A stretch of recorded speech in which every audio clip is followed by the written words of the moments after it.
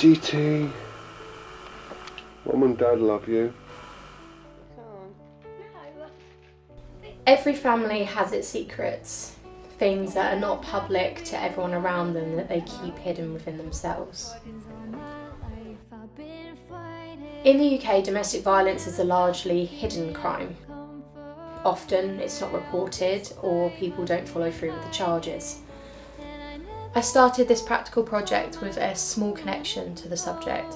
However, my connection grew and turned this into a more personal documentary.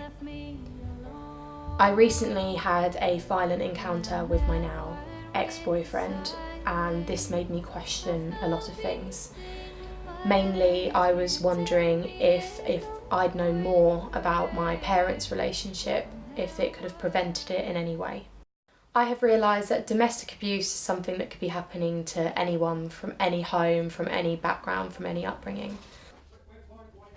Most children in these homes will remember hearing their parents fight.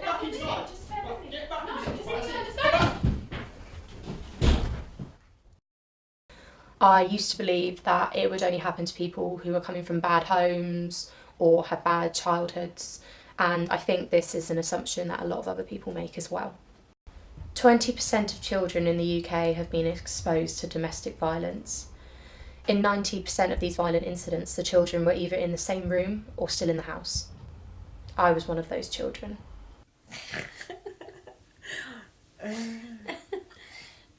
So, why do you think that domestic incidents often go unreported?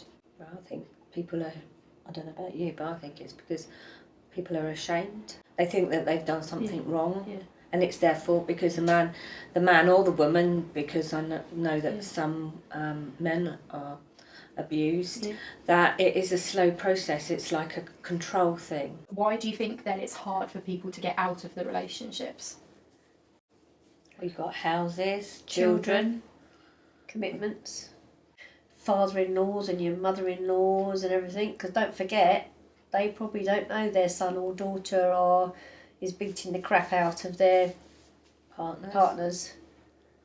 Until today, I've never really spoken to my mum about her relationship with my dad. I had small memories of it as a child, but I tended to block it out until I had a conversation with my godmother as I got older and I started remembering things. Mum, when did you first meet Dad? Sorry, I can't help it. When did I first meet? Sorry, when did I first meet him? I'll stop the giggling in a minute. I've forgotten even that now. You met him at Mirage. Oh yes, I did.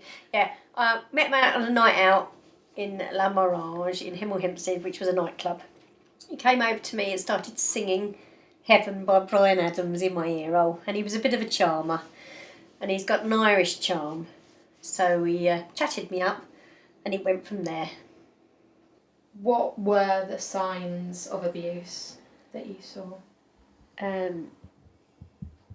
2 parties I went to in the first year of meeting him, in the first 6 months of meeting him actually. We went to a party of my friends. I think I was in the toilet, I came out and he'd hit my friend's boyfriend.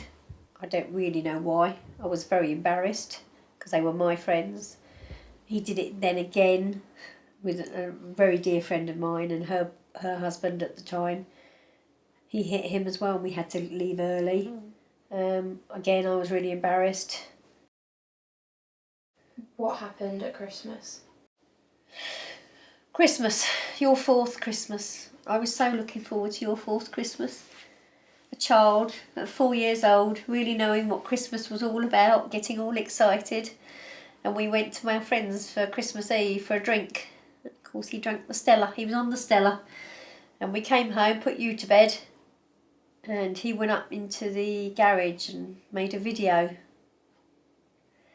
which meant that you saw this video and realised that Santa wasn't giving you this bike. So when he came in, he was drunk. He was cursing and swearing, and I'm telling him to be quiet because obviously you're in bed. And again, just usual story. I was being a bit, not bolshy, but I was actually standing my ground saying, no, George is asleep or whatever, and he punched me in the mouth. So I had no sleep. So he then went to bed and snoring within seconds. And And then I laid awake all night. Because obviously I've been punched, and in the morning he gets the video out. You get really excited because all your presents are there. It's all on video and you can hear me, and I sound like I've got a really bad cold. Do you want to sit on it? Try and be fit. It says to Georgia, Merry Christmas. Happy Christmas. Love Father Christmas. I've got a punched lip up here. And I look terrible. And every time you played that video, I could hear myself in it. And to me, he ruined your belief in Christmas.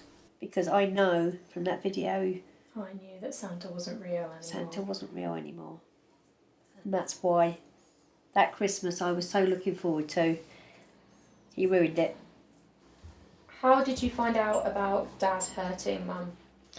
Well, we were at a dance class, I think it was, and we decided after this dance class that we would go and have a drink together. So they had showers, and so we went to go in the shower, and I noticed that your mum's body was covered in bruises.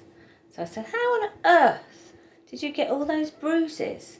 And she turned round and she said, I fell down the stairs, and I knew immediately she was lying.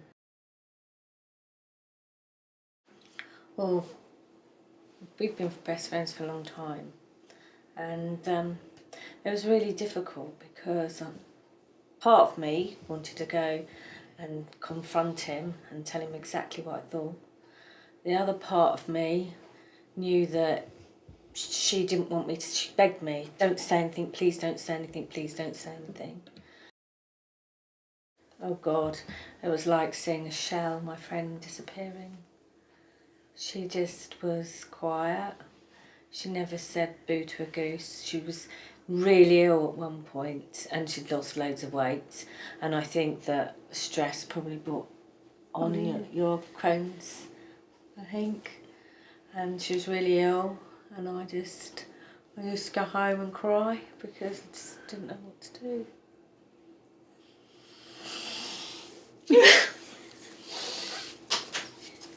Oh, it was hard because you'd feel so useless as a friend, you know, and I didn't want to lose her. I didn't want to lose my friend. We've been through so much together, haven't we? And we laugh at, you know, we do laugh at things, and we do, you know, not really over sentimental, are we? No, not at all. No, can't laugh it off. Laugh it off. Laugh it off, move on. Move on, get strong, because, you know, what else is there, you know? You know, that we cope by laughing, don't we? Yeah. And she's really bubbly, and she could be very annoying sometimes, and she stopped being annoying, so I knew I knew that she wasn't the same anymore. Because obviously he'd had a bit to drink, and I was looking after Tally because she was younger than me, and we went upstairs, and Claire was still over the road with Mackenzie, the elder daughter. But Dad had given us a bowl of sweets and went, go upstairs, get ready for bed, and we'll come down and we'll watch the fireworks. Talisker started eating all the sweets as per, and I remember hearing like the doors shutting and started to be like shouting, but Talisker was a bit distracted with the sweets at the time. I remember hearing the noises and trying to distract Tally, so I let her eat all the sweets. But then it started to become harder to ignore, and we heard like banging, like noises, and then we heard them because Talisker's bedroom's at the top of the stairs. Heard them run up the stairs past us, and that's when Talisker clocked on and she started crying because she could hear like shouting and screaming and God knows what else. And I just remember thinking that I was the older one, and so I opened the door and I went out onto the landing and I followed the noises, and I just remember going around the corner towards the bathroom because we heard the bath running and seeing Dad holding Claire's head under the water. After speaking to both my mum and my godmother Sue about my dad, I think it's safe to say that even though I was in the same house, I was very much unaware to the extent of what was going on behind any closed doors. 'Cause all my life I've been fighting, never felt a feeling of comfort. All this time I've been hiding, and I never had someone to call my own. Oh no, I'm so used to sharing. Love only left me alone, but I'm at one with the silence. I found peace in your violence. Can't tell me there's no point in trying. I'm at one, and I've been silent for too long.